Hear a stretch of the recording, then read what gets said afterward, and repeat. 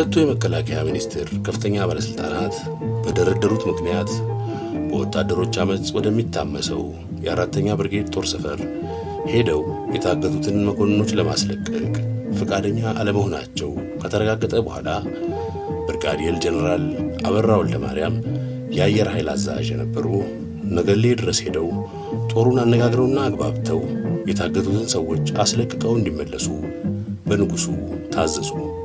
እሳቸውም የተጣለባቸውን ኃላፊነት ተቀበሉ። እኚህ ጀነራል ከምድር ጦር ጋር ቀጥተኛ ግንኙነት ስላልነበራቸውና የጦሩ ባልደረቦች በገለልተኝነት ስለሚመለከቷቸው ከዚህም በላይ በአፄ ኃይለ ሥላሴ የመጨረሻ ጥቂት የአገዛዝ ዓመታት ውስጥ በንጉሱ ከፍተኛ የገንዘብ ችሮታ ማበረታታትና ግፊት የተነሳ በመቂ አካባቢ ከፍተኛ የእርሻ ተቋም አደራጅተው የግል ጥቅማቸውን ለማሳደድ ከመጀመራቸው ውጪ እንደ ሌሎቹ ጀነራሎች፣ መኮንኖች በከፍተኛ ንቅዘት ውስጥ ያልተዘፈቁና በመጠኑም ቢሆን የሰራዊቱ አባላት አክብሮት ይሰጧቸው ስለነበር መመረጣቸው ትክክል ነው ማለት ይቻላል። ጀነራል አበራ የመሩት ቡድን በታህሳስ 27 ቀን 1966 ነገሌ ደረሰ። የአራተኛ ብርጌድ አባላት እንደተለመደው ቤተሰባቸውን አሰባስበው ጀነራል አበራን በክብርና በታላቅ ስነ ስርዓት ተቀበሏቸው። ጀነራሉ የጦሩን ችግር በስፋትና በጥልቀት መርምረው በአጭርና በረጅም ጊዜ ሊፈቱ የሚችሉ ችግሮችን ለይተው መፍትሄ እንደሚያስገኙላቸውና ያላቸውንም ተስፋ በእጅጉ ገልጸው ቀደም ብሎ ለጀነራል ድረሴ ያቀረቧቸውን ጥያቄዎች በንባብና በጽሑፍ የጦሩ ተወካዮች አቀረቡ። የጀነራል ድረሴንም ቡድን ለምን እንዳገቱ አስረዱ። ሰራዊቱ ባሳያቸው አክብሮትና ስነ ስርዓት የተሞላበት አቀራረብ የተደነቁ ከመሆናቸውም በላይ የቀረቡት ጥያቄዎች በአግባቡ ምላሽ ሊሰጣቸው ይገባል ብለው ስላመኑ ጀነራል አበራ የጦሩን ጥያቄዎች በሙሉ ለንጉሱ አቅርበው እንደሚያስፈጽሙ ቃል ገቡ። የጦሩ አባላትም በተገባላቸው ቃል ተደስተው በጦር መኮንኖቹ ላይ ለደረሰው መጉላላት ይቅርታ ጠይቀው ወዲያውኑ ለመፍታት ዝግጁ መሆናቸውን ገለጹ። በዚሁ ስምምነት መሰረት ጀነራል ድረሴንና እሳቸው የመሩት የነበረው ቡድን አባላቱን ከታጎሩበት ቦታ አስመጥተው ለጀነራል አበራ አስረከቡ። ከዚያም የአራተኛ ብርጌድ ጦር መኮንኖቹን ከስር ለቆ መደበኛ የኃላፊነት ቦታቸው እንዲይዙ ተደረገ።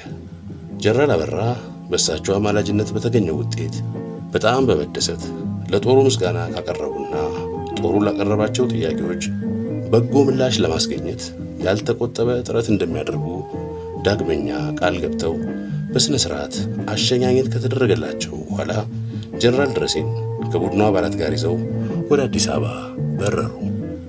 ጀነራል አበራ ለሁሉም የጦሩ ጥያቄዎች አዎንታዊ ምላሽ ለማግኘት እንደማይቻል ቢገምቱም የተወሰኑት ጥያቄዎች ግን እንደሚስተናገዱ ሙሉ እምነት አሳድረው ከነገሌ ጦር ይዘውት የመጡትን ጥያቄዎች በዝርዝር ከግል አስተያየታቸው ጋር ለንጉሱ አስረዱ። በጽሑፍ ተዘጋጅቶ የተሰጣቸውንም የጦሩን ማመልከቻ አቀረቡ። በቦታው ተገኝተው ያዩትን የጦሩንና የቤተሰቡን አሳዛኝ የኑሮ ሁኔታ በሚገባ አስረዱ። አንድ የሰራዊት አካል አድማ ቀስቅሶ ንጉሠ ነገሥቱ የሾማቸውን መኮንኖች ከማሰሩም በላይ ንጉሡ ራሳቸው የላኩትን ቡድን በድፍረት ማገቱ ቅር ቢያሰኛቸውም ጉዳዩን በጥሞና መመርመር አስፈላጊ መሆኑን ተገነዘቡ። ከዚሁ ግንዛቤ በመነሳት ጉዳዩ የሚመለከታቸው ሚኒስትሮችና ከፍተኛ የጦር ጀነራሎች በጠቅላይ ሚኒስትሩ በአቶ አክሊሉ ሀብተወልድ ሰብሳቢነት ተሰብስበው ከሁሉም አቅጣጫ አገናዝበውና አመዛዝነው ጥያቄዎቹን እንዲመረምሩና የውሳኔ ሐሳብ እንዲያቀርቡላቸው መመሪያ ሰጡ። የተሰየመው ኮሚቴ ለአንድ ወር ያህል በጉዳዩ ላይ ሰፊ ውይይትና ክርክር አካሄደ። በርካታ ሐሳቦችና አስተያየቶችም ቀረቡ። በውይይቱ ወቅት በአንድ ሐሳብ ላይ ለመስማማት ሳይቻል ቀረ።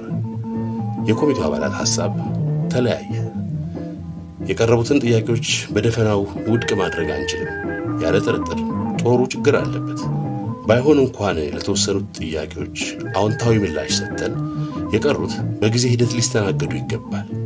የሰባቱ ብር ጥያቄም ይህን ያህል መጋነን የለበትም። በጡረታ በጀት ላይ የሚያስከትለው ጭማሪ አነስተኛ ስለሆነ ወደ ደሞዝ ብናዞረው አይጎዳም። ይህን ለማድረግ ባንችል ሊከተል የሚችለውንም አደጋ ከግንዛቤ ውስጥ ማስገባት ይኖርብናል የሚል አስተያየት የሰጡ የኮሚቴ አባላት እንደነበሩ ይታወቃል። አብዛኞቹ የኮሚቴው አባላት ግን ከዚህ ተቃራኒ አቋም ያዙ። ጦሩ ላቀረባቸው ጥያቄዎች አዎንታዊ ምላሽ ቢሰጥ በብዙ አቅጣጫ የሚያስከትለው ጉዳት በቀላሉ ሊጠገን የሚችል አይሆንም። በቅድሚያ በበጀት ላይ የሚያመጣው ጫና መጤን አለበት። የሀገራችን ኢኮኖሚ በጣም ደካማ መሆኑ እየታወቀ ጦሩ ያቀረባቸውን ጥያቄዎች በከፊልም ቢሆን ለማሟላት ይቻላል ብሎ መገመት ዘበት ነው። የምግብና የውሃ አቅርቦት ማሻሻል፣ የተሟላ የሕክምና አገልግሎት መስጠት፣ ልብስና ጫማ እንደተጠየቀው ማቅረብ፣ ሌሎችንም ችግሮች መፍታት በምንም ተአምር አይቻልም። ከዚህም በላይ አንድ የጦር ክፍል ባድማ ተነሳስቶ አለቆቹን በማሰር ለሚያቀርባቸው ተገቢ ያልሆኑ ጥያቄዎች በጎ ምላሽ የምንሰጥ ከሆነ መቆሚያው የት ነው? ነገ ውሎ አድሮ የፖለቲካ ጥያቄ አንግበው ቢነሱ ምን ምላሽ መስጠት እንችላለን? ስለዚህ ለሌላውም የጦር ክፍል መቀጣጫ እንዲሆን የመጨረሻ ማስጠንቀቂያ ሰጥቶ የነገሌውን ጦር መበታተን ከዚህ አልፎ የሚያስቸግርና በአመፁ ተግባር ቢገፋበት ሆኖ ከተገኘ በሌላ ጦር መምታት ለችግሩ የመጨረሻ መፍትሄ ያስገኛል በሚለው ሐሳብ ላይ የኮሚቴው አባላት ተስማሙ። ይህንኑ ስምምነታቸውንም ለንጉሡ አቅርበው በማስረዳት አሳመኑ።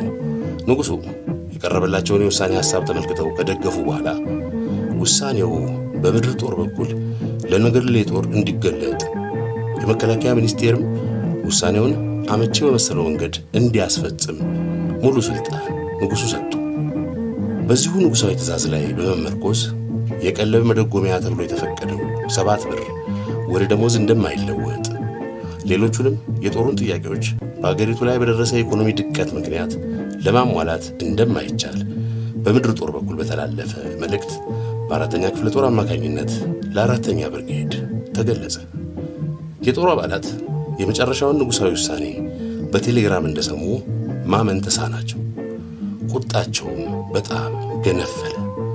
ወዲያው ስብሰባ ተጠራ። የጦሩ አባላት ተሰብስበው በተሰጠው ውሳኔ ላይ ውይይት አደረጉ። በሰላማዊ መንገድ ያቀረቡትን ጥያቄ ከመጤፍ ሳይቆጥሩ በደፈናው አይቻልም የሚል ያልጠበቁት መልስ በማግኘታቸው በአመፁ እንቅስቃሴ ከመግፋት ውጪ ምንም ምርጫ እንደሌላቸው ተማመኑ። ከዚህ በኋላ የብርጌዱ መኮንኖች በሙሉ ከቤታቸው እንዳይወጡ ትዕዛዝ ተላለፈ። የበታች ሹማምንቶች ሙሉ ኃላፊነቱን ወሰዱ። ከመሳሪያ ግምጃ ቤት የተለያዩ የጦር መሳሪያዎች ወጪ ሆነው እያንዳንዱ ወታደር ታጠቀ። የነገሌ ከተማ የመገናኛ ጣቢያዎችን፣ የአየር ማረፊያ ሜዳውን፣ ልዩ ልዩ የመንግስት መስሪያ ቤቶችን፣ የከተማውን ዙሪያና ገዢ ቦታዎችን፣ የጦር ሰፈሩንና አካባቢውን፣ ወደ ከተማዋ የሚያመሩትን መንገዶች በሙሉ ተቆጣጠሩ። ለውጊያ ምቹ የሆኑ ቦታዎችን ይዘው የቀበሮ ጉድጓድ ከቆፈሩ በኋላ ራሳቸውን ለማንኛውም ግዳጅ አዘጋጁ። በአካባቢው የሚገኘው ተነጣይ መድፈኛ ሻምበልም ከ4ኛ ብርጌድ ጎን እንደሚሰለፍ አሳውቆ የንቅናቄው ተሳታፊ ሆነ። ምንም አይነት ኃይል ሊመታቸው ቢመጣ ለመከላከል የሚያስችላቸው ሁኔታ መፈጠሩን ካረጋገጡ በኋላ ለንጉሡ ያቀረቡትን አቤቱታ ይዘት በመዘርዘር ተቀባይነት ማጣቱን አስፈጽማለሁ ብሎ ጥያቄያቸውን ይዞ የሄደው ቡድንም ቃሉን አለማክበሩን፣ የእነሱ ችግር የሁሉም ጦር ችግር መሆኑን በስፋት አትተው ሁሉም የጦር ክፍሎች ከጎናቸው እንዲሰለፉና እንዲተባበሯቸው ጥሪ የሚያደርግ የቴሌግራም መልእክት በመላው አገሪቱ ለሚገኙ የጦር ክፍሎች ሁሉ አስተላለፉ። አስመራ የሚገኘው የ2ኛው ክፍለ ጦር ከነገሌው ጦር የተላከውን ቴሌግራም ይዘት በጥሞና ከመረመረና ካጠና በኋላ በአጭር ጊዜ ውስጥ የነገሌው ጦር ያቀረባቸውን ጥያቄዎች በሙሉ የጦሩ አባላት እንደሚደግፉ፣ ከነገሌም ጦር ጎን ተሰልፈው እንደሚታገሉ አቋማቸውን ግልጽ አደረጉ። የወሰዱትን አቋም የጦር ክፍሎች ሁሉ እንዲያውቁላቸው በግልባጭ አስታወቁ። የወታደሮችና የበታች ሹማምንቶች የአመፅ እንቅስቃሴ በሁሉም የጦር ክፍሎች ተቀጣጠለ።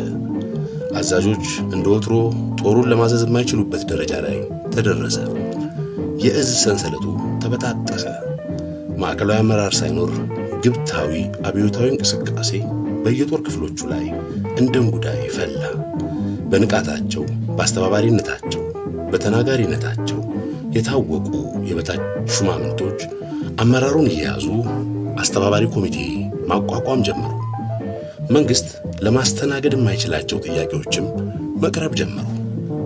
የካቲት 5 ቀን ደብረ ዘይት በሚገኘው የአየር ኃይል ሰፈር የሰራዊቱ አባላት በማስተር ቴክኒሻን ግርማ ዘለቀ አስተባባሪነትና መሪነት የአየር ኃይሉን ሰፈር በቁጥጥራቸው ስራ ውለው የኑሮና የሥራ ሁኔታ እንዲሻሻል የደሞዝ ጭማሪም እንዲደረግ ጥያቄ ከማቅረባቸው በተጨማሪ በተማሪዎችና በመምህራን የቀረቡ ጥያቄዎችንም ደገፉ።